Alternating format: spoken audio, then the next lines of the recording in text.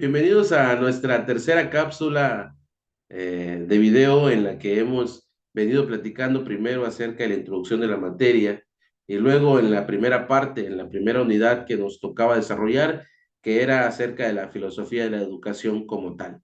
Ahora platicaremos un poquito acerca de la filosofía de la educación, pero en la antigüedad. Esta desempeñó un papel fundamental en la formación de las ideas, de las prácticas educativas, porque al final de cuentas han influido en la educación a lo largo de la historia. Es el parteaguas de la educación. En este periodo, varios filósofos y escuelas de pensamiento en diversas culturas desarrollaron conceptos y teorías sobre la educación que hemos venido nosotros también adoptando y que al final de cuentas han hecho posible el desarrollo primero de la educación y luego de que la sociedad se pueda comportar y que pueda ser lo mejor posible en búsqueda de relaciones interpersonales de calidad. Vamos a platicar y a destacar algunas de las contribuciones más importantes de la filosofía en la educación de la antigüedad y hablaremos de, yo creo que son de las más interesantes de tres corrientes que hablan acerca de la educación en la antigüedad. La primera es la filosofía de la educación en la antigua Grecia. Y hablemos de dos que también estaremos atacando en la unidad número dos. Primero, Platón.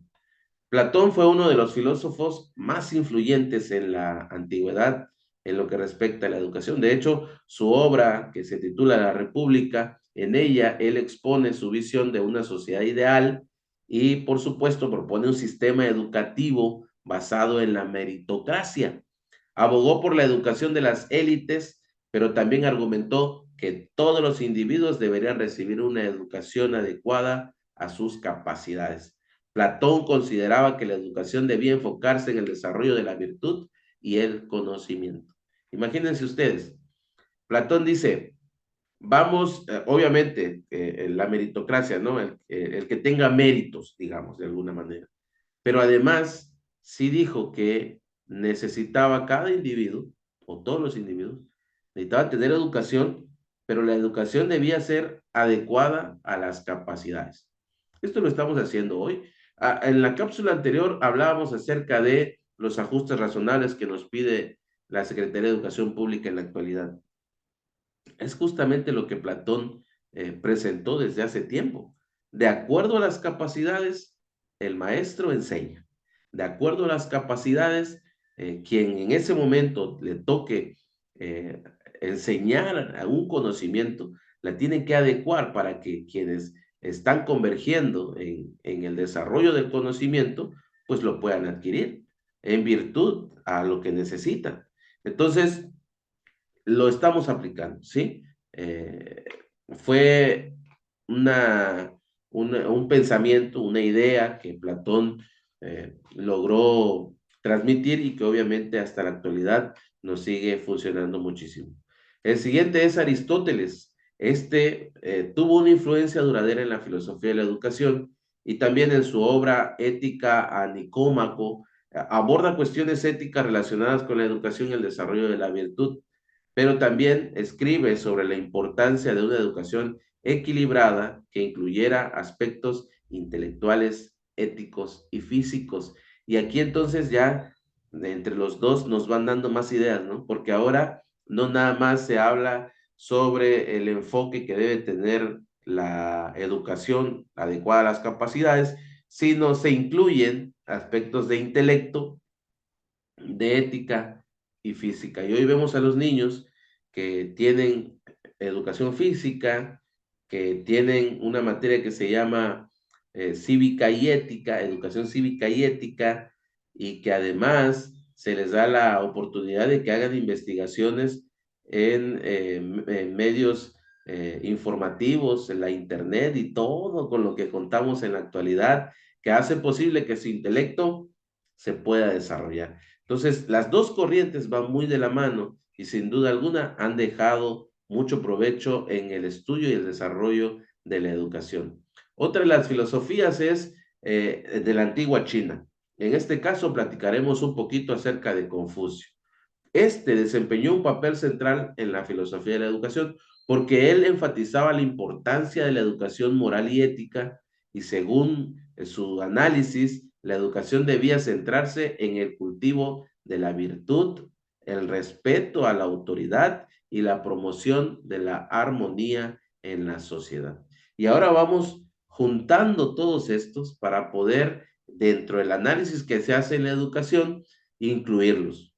Por ejemplo, si Confucio dice que debíamos centrarnos en el cultivo de la virtud, el respeto a la autoridad y la promoción de la armonía en la sociedad, esto se veía más claramente en la antigüedad. Un maestro, cuando, por ejemplo, era, pues obviamente no habían grandes urbes como las que existen en la actualidad, pero en un pueblo, digamos, un maestro era una autoridad y se le tomaba en cuenta para todos, eh, todos los casos o los detalles que surgieran en esa sociedad, en ese lugar, en ese pueblo.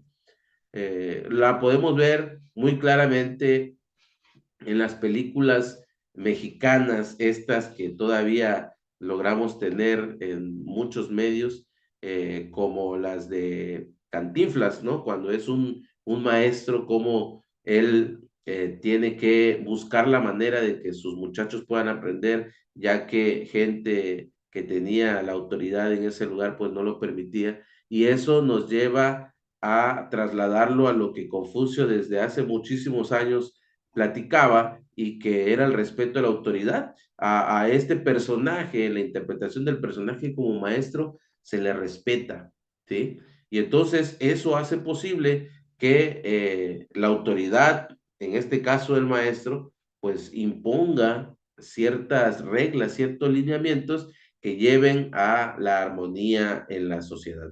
Otra de las filosofías es la de la antigua India, ¿sí? En esta se desarrolló una rica tradición filosófica que influyó, perdón, en la educación. Eh, ¿Cómo lo hizo? Bueno, es que a menudo se compara las ideas entre cada uno de los filósofos, pero se abordan cuestiones políticas y éticas, incluyendo la educación de los gobernantes y la importancia de la formación en la ética y la política. En la India ya se fueron un poquito más acerca de lo que las personas que están en puestos importantes debían tener como educación y la importancia de que estos fueran formados de esa manera. Aquí solamente hemos visto algunos ejemplos de la filosofía en la educación de la antigüedad y cada una de estas están relacionadas a lo que nosotros tenemos en la actualidad. Obviamente aportaron ideas muy valiosas sobre la importancia de la educación en la formación de individuos virtuosos y ciudadanos responsables y sus enseñanzas y conceptos siguen siendo relevantes en la educación y en la ética actuales. Es un placer saludarles. Hasta aquí la cápsula número 3 de la unidad número 2. Espero saludarles pronto. Nos vemos en nuestras clases sincrónicas y, por supuesto, quedo a la orden de cada uno de ustedes. Hasta pronto.